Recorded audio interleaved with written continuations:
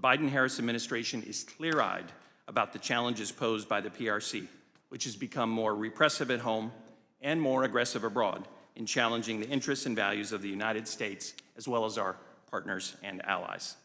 We've instructed our diplomats to engage on the PRC challenge not just in the Indo-Pacific, where competition is most pronounced, but also globally, as Beijing exerts economic, diplomatic, military, and technological pressure in unprecedented ways. Our objective is not to change the PRC, but rather to shape the strategic environment in which it operates, building a balance of influence that is favorable to the United States and our allies and partners. By harnessing these key assets, we are competing with the PRC to defend our interests and build our vision for the future. The contest to write the rules of the road and shape the relationships that govern global affairs is playing out in every region and across multiple domains. We will continue standing up to PRC threats and provocations, whether in the South and East China Seas or across the Taiwan Strait, to its economic coercion, to the PRC's attempts to exploit our cutting-edge technologies to advance the PLA's military modernization, and to the PRC's increasing acts of transnational repression around the world, including here in the United States.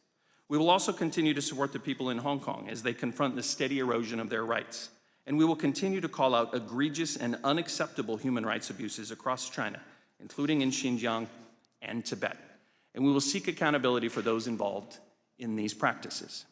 As we compete, we are committed to managing this competition responsibly and to maintaining open lines of communication with the PRC.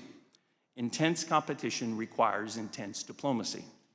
That is the only way to make clear our profound concerns, to clear up misperceptions, to signal, and to explore areas where we might work together.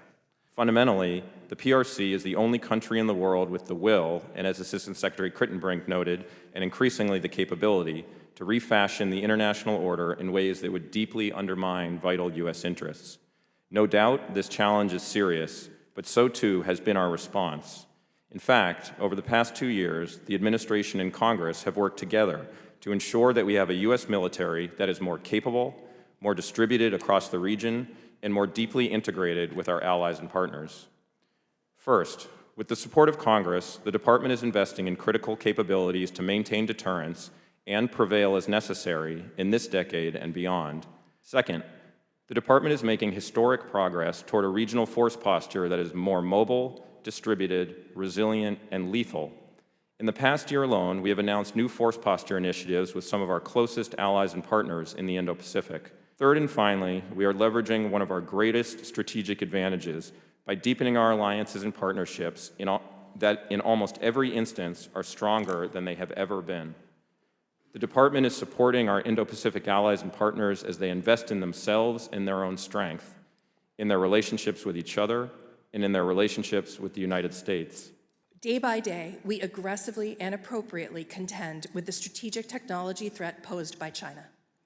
Through the Export Administration arm of BIS, which I lead, we identify sensitive U.S. technologies that would give our adversaries an advantage and develop the policies and strategies to protect such technologies. Together with our interagency partners in the Departments of Defense, State, and Energy, we review license applications submitted by exporters to determine whether specific transactions are consistent with U.S. national security and foreign policy interests.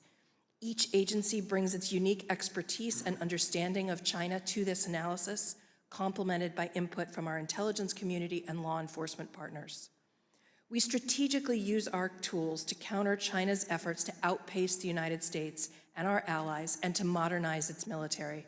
This is particularly necessary given China's military-civil fusion strategy under the CCP's government system, which requires the United States to impose stronger export controls targeting advanced commercial items that can be used also in military applications. We are not using export controls to pursue economic decoupling from China. Our approach to China is calibrated and targeted.